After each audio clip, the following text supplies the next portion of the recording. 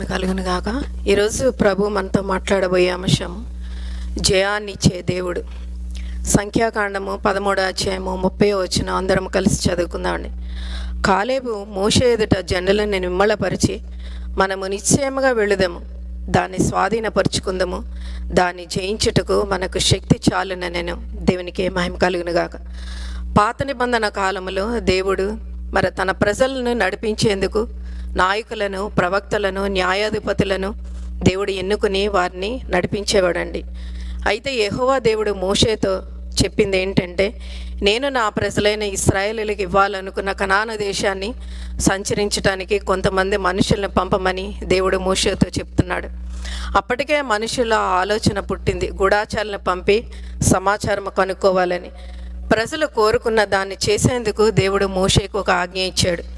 దేవుడు వారికి మొదట ఇచ్చిన ఆజ్ఞ ఏంటంటే, కనాన దేశానికి వెళ్ళి దాన్ని స్వాధీనపరుచుకోండి అని.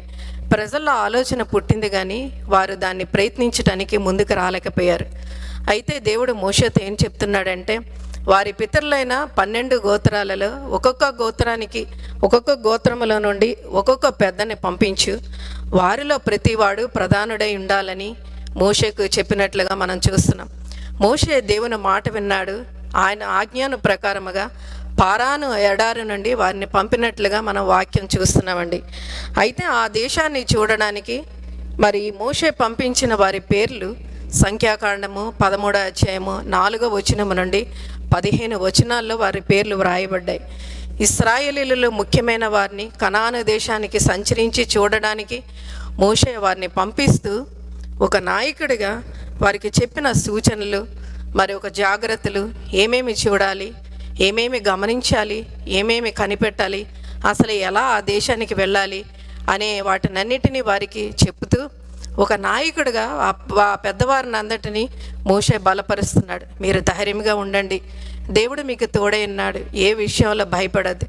ఈరోజు నాయకుడికి ఉండవలసిన లక్షణం, ఒక సంఘ కాపరిగా తన ప్రజలను నడిపిస్తున్నప్పుడు, ఒక దేశాన్ని పరిపాలించిన నాయకుడైనా తన ప్రజల్ని బలపరిచే నాయకుడిగా ఉండాలి. అటువంటి లక్షణం ఆ నాయకుడిలో ఉండాలండి. అయితే ఏమని ఆ ప్రజలతో చెప్తున్నాడంటే, మీరు ఆ దేశము దక్షిణాన నుండి ప్రవేశించిన తర్వాత ఒక కొండ కనిపిస్తుంది. ఆ కొండ పైకి ఎక్కి ఆ ప్రాంతం అంతా చూడండి, అక్కడ ప్రజల్లో బలముందో లేదో చూడండి. అంతేకాకుండా ఆ ప్రజల సంఖ్య కొంచెంగా ఉందా, అధికంగా ఉందా, దాన్ని కనిపెట్టండి. వారు కాపురమున్న దేశము మంచిదా కాదా, లేదంటే వారు నివసిస్తున్న పట్టణాలు ఎలాంటివి, వారు గుడారాలలో ఉంటున్నారా లేకపోతే కోటలలో ఉంటున్నారా, వారి దేశము సారవంతమైనదా నిస్సారమైనదా, ఆ దేశంలో చెట్లు ఉన్నాయా లేదా కనిపెట్టండి అని మోషే ఆ పెద్దలకు చెప్పినట్లుగా మనం చూస్తున్నామండి. మోషే చెప్పినట్లుగా వారు ఆ దేశానికి వెళ్ళారు. వెళ్ళిన తర్వాత ద్రాక్ష ఆ యొక్క కొమ్మను నరికి, అది ఎంత పెద్దదంటే ఒక కర్రని ఆనించి 2 వ్యక్తులు మోసుకొని వచ్చారంట. అంత పెద్ద ద్రాక్ష గెలను వారు నరికి, ఒక కర్ర సహాయంతో 2 వ్యక్తులు దాన్ని మోసుకొస్తూ దానిమ్మ పండ్లను, అంజూరపు పండ్లను తీసుకొచ్చాడు. ఎందుకంటే మోషే అన్నాడు, వాటినన్నింటినీ గమనించి మీరు తిరిగి వచ్చినప్పుడు కొన్ని పండ్లను తీసుకురమ్మని ఆ పెద్దలతో చెప్పడం జరుగుతుంది. దేవుడు ఆ దేశాన్ని గురించి ఎలా వివరించాడో వెళ్ళిన పెద్దలు అవన్నీ చూసి వారు కూడా ఒప్పుకున్నారు. నిజమే, దేవుడు చెప్పినట్లుగా ఆ దేశము చాలా సారవంతమైనది అనేది వారు ఒప్పుకున్నారు.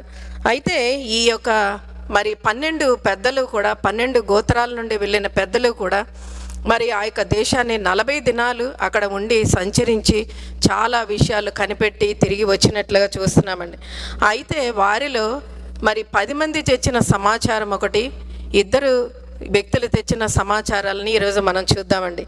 10 మంది తెచ్చిన సమాచారం ఏ విధంగా ఉందంటే, అది పాలు తేనెలు ప్రవహించే దేశమే అంటే వాళ్ళ హృదయంలో ఒక అనుమానం బయలుదేరింది.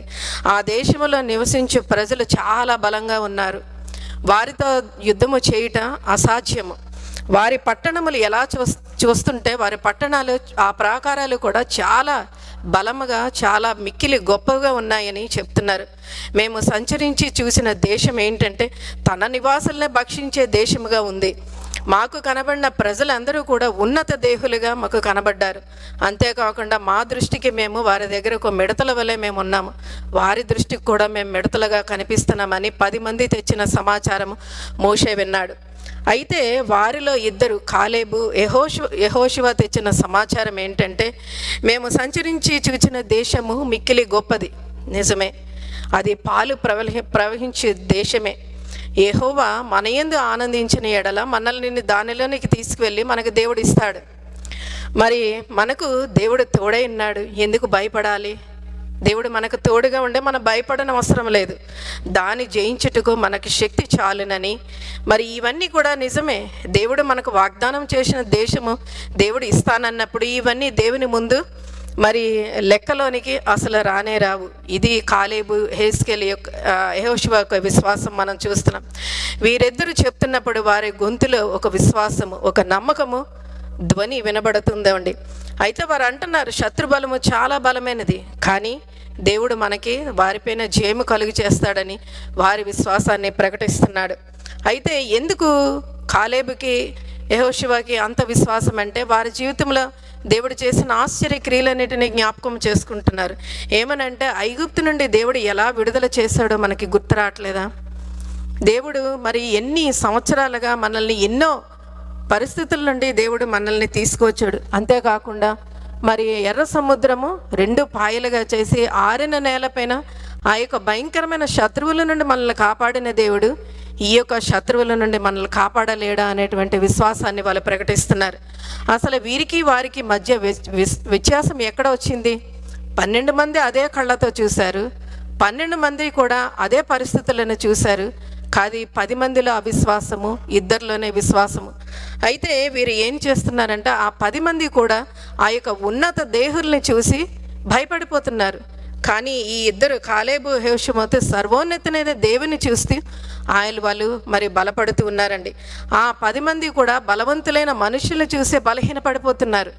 ఈ 2 కూడా బలవంతుడైన దేవుని చూసి బలపడుతూ ఉన్నారండి. ఆ 10 మంది పెద్దలు కూడా సమస్యను చూసి వారిలో అసమాధానము వచ్చేస్తుంది. కానీ కాలేబు, యెహోషువ సమస్యను పరిష్కరించిన దేవాది దేవుణ్ణి మరి వాళ్ళు గమనించుకొని వాళ్ళ హృదయంలో ఒక సమాధానాన్ని తెచ్చుకుంటున్నాడండి.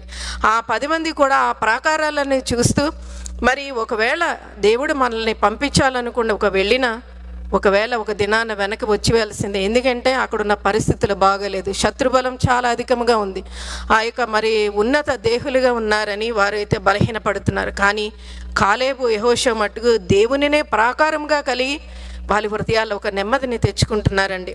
అయితే ఆ 10 మంది కూడా ఆ మిడతలను చూసి బలహీనపడుతున్నారు. అయ్యా, వారి దగ్గర ఉన్నత దేహుల దగ్గర మేము మిడతల వలె ఉన్నామని. కానీ కాలేబు, యెహోషువ మట్టు ఆ యొక్క మిడతల దండు ఐగుప్తులను భయపెట్టిన దేవాది దేవుని బలాన్ని వారు గుర్తు చేసుకుంటున్నారండి.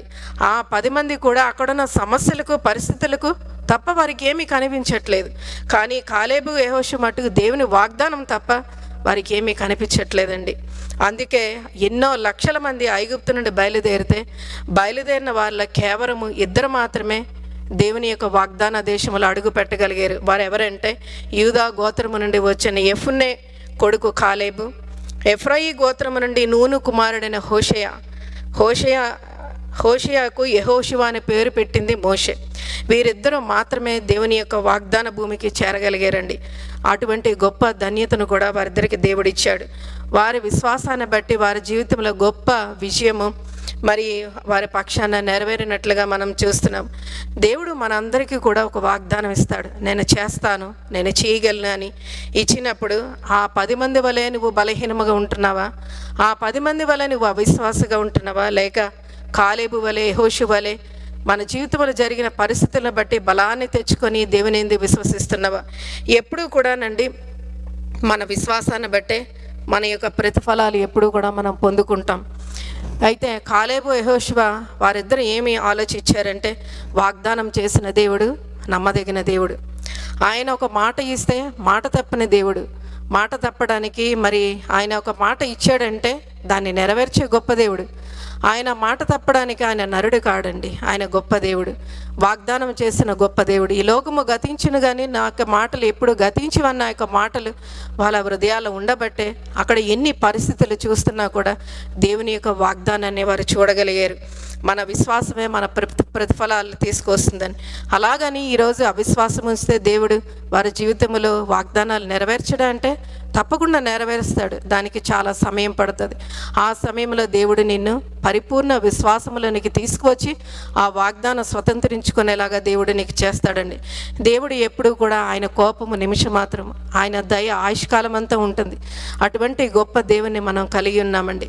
మన జీవితంలో ఎప్పుడూ కూడా ఒక సమస్య వచ్చినప్పుడు ఆ సమస్యను చూసి కృంగిపోవద్దు. దేవుడు నీ జీవితంలో చేసిన ప్రతి ఒక్క మేలులను నువ్వు తలుచుకుంటూ ఉండాలి.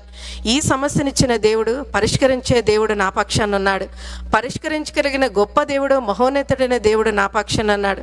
నా జీవితంలో ఇలాంటి కార్యాలు ఎన్నో చేసిన దేవుడు ఈ సమస్యను ఎందుకు పరిష్కరించలేడు అనేటువంటి విశ్వాసం మనలో ఉండాలి. చూడండి, మనం ఒక ఎగ్జామ్కి వెళ్ళాలంటే మరి లాస్ట్ పేజెస్ మనం చదవం. మొదటి నుండి అన్నీ పేపర్స్ అన్నీ చదివి మనం ఆ యొక్క ఎగ్జామ్ తీసుకుంటాం. ఎందుకంటే మనం ఇదివరకు జరిగినవన్నీ జ్ఞప్తికి తెచ్చుకొని ఒక కాన్ఫిడెన్స్ తెచ్చుకొని ఆ యొక్క ఎగ్జామ్ రాసినప్పుడు మనం 100% మనం దానిలో గెలవగలమండి, విజయం కాగలం. అలాగే మన జీవితంలో జరిగిన ప్రతి ఒక్క కార్యాలను మనం తలుచుకుంటూ దేవుడు ఒక్కొక్క సమస్యని ఎలాగా చిక్కుముడులను విప్పాడో, ఎలాంటి సమస్యను విడుదల చేసి నాకు జయం ఇచ్చాడో, వాటినన్నిటిని ఎప్పుడైతే నువ్వు జ్ఞాపకం చేసుకుంటావో ఆ విశ్వాసం మనలో దినదినము పెరగడానికి దేవుడి అట్టి కృపా ధన్యతను దేవుడు మనకు అనుగ్రహించును గాక. Amen, amen.